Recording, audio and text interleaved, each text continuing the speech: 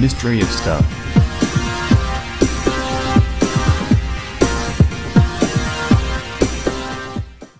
This couple opens mysterious hatch in their backyard, finds masterpiece lost in time.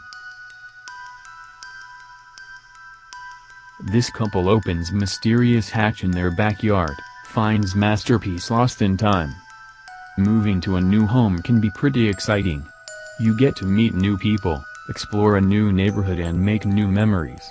Sometimes, moving into someone's old home can come with hidden secrets. Secrets that were meant to be kept beneath the surface forever. As they pushed the bushes and branches aside, they realized that it didn't matter how hard they pushed, they weren't getting through. It was as if Mother Nature wanted to keep them out. The thorns and twigs dug deep, stinging and burning their hands. Eventually, they were able to clear everything out, but they never expected what happened next. Kenswick didn't exactly jump at the opportunity to take the new job offer. Alongside his wife, Carol, they weighed out their options. They would have to move to a brand new city, leaving their family home behind. They had put a lot of work in creating a loving home for their children, so for obvious reasons, they were a bit hesitant to leave it. But they couldn't continue to avoid change, either. Carol and Ken knew that it wasn't going to be easy explaining to their children that they were making a drastic change.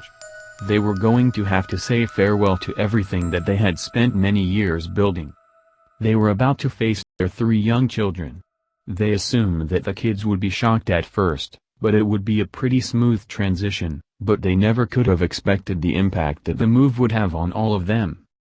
Ken couldn't wait forever to accept the job offer, especially since it paid more, and there were 3 kids that he needed to get through college. They would understand one day. And even though they put up a fight, Ken asked them to try to see the bigger scheme of things. They would still be able to see their friends, but this move would help guarantee a college education. Unfortunately, Ken underestimated how difficult things would be. The Zwick family packed up everything they owned and waved goodbye to their home in New Jersey. They would soon find adventure in Neenah, Wisconsin. They were able to find the perfect home in a quiet neighborhood, complete with a massive garden. The owner offered to settle for less than value. The Zwicks took it as a sign, but years later they would find out why they were given such a generous offer. All of a sudden, Carol's days were chaotic. Every morning, she would get the kids ready and bring them to school. Then, she would clean up the house, go grocery shopping, pick up the kids and drop them off at one of their activities. Finally, she would make dinner and then rush to pick the kids up again. Time was flying by, and Carol rarely had time for herself. Then, Carol's daughter found something unusual. Mother Nature has the incredible ability to take back what was once hers. After humans stop caring for something, Mother Nature swoops in and takes back her claim. The Zwicks would soon realize that Mother Nature is extremely good at playing hide and seek. Carol's home was always active. Often, her kids' friends would spend the weekends at Carol's house, playing hide and seek outside. One day, the kids returned home with a discovery. Under layers of plants and wood, there was a hidden steel latch. How were they just hearing about this? What was down there? Carol would soon find out that her husband was hiding something, as well. Carol's husband wasn't surprised when she told him about the strange latch. Actually, he laughed about it and said, "How have you only noticed that thing now?"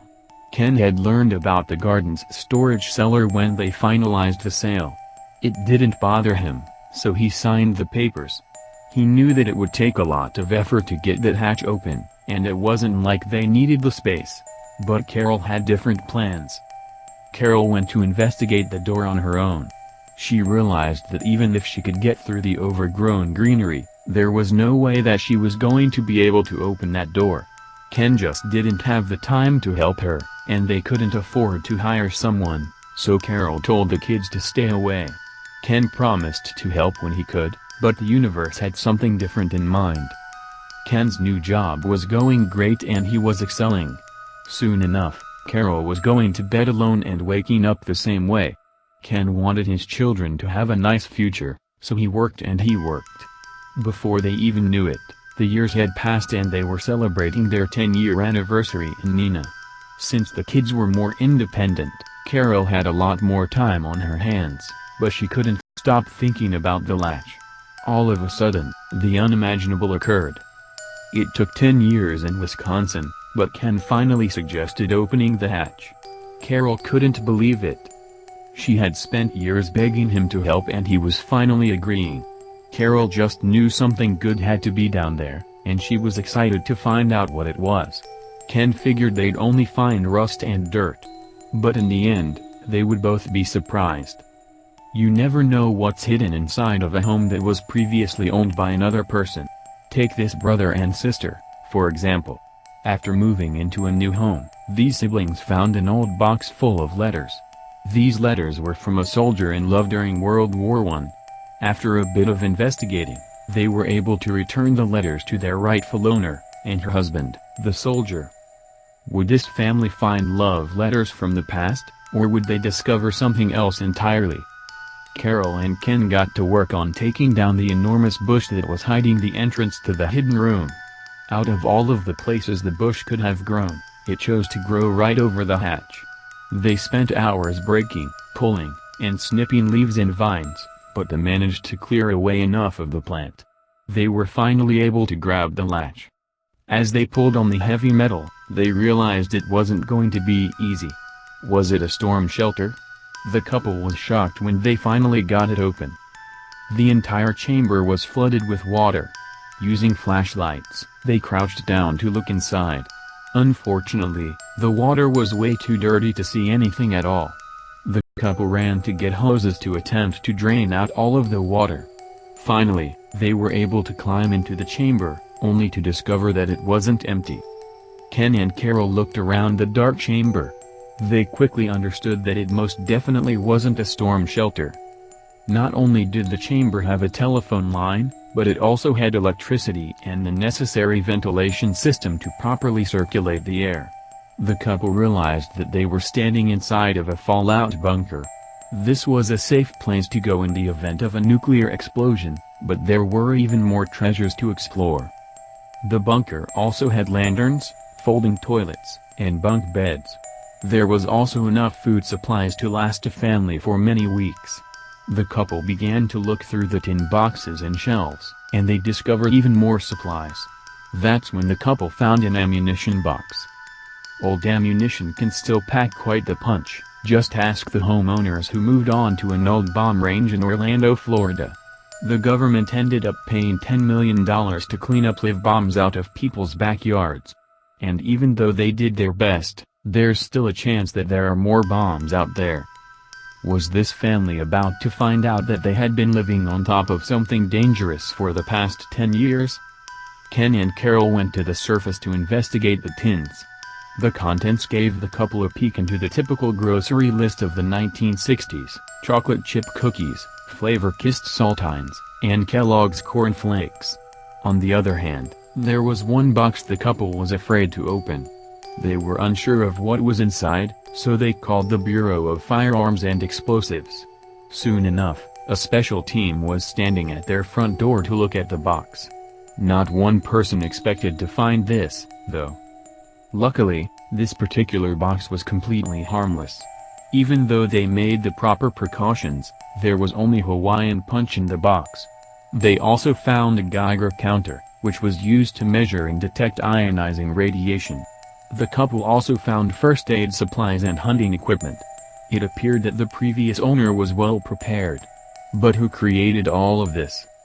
The house that they lived in was built in 1951 by a physician named Frank Pansk. As it turns out, the fallout shelter was constructed in 1960. But why did Pansk feel that he needed to build a safe hiding spot in the garden of this home? The Cold War was at its peak during this time, and Pansk was concerned about the future.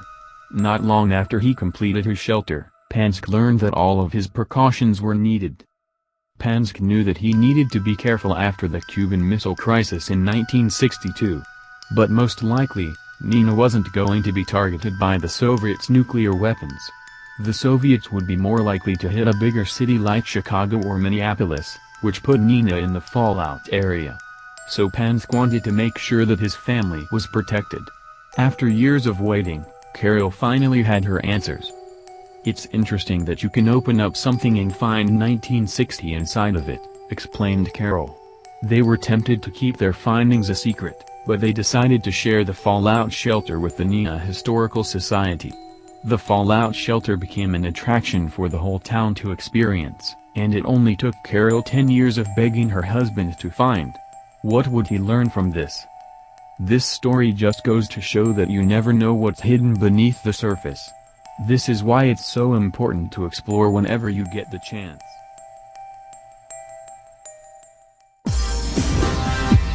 Mystery of Stuff.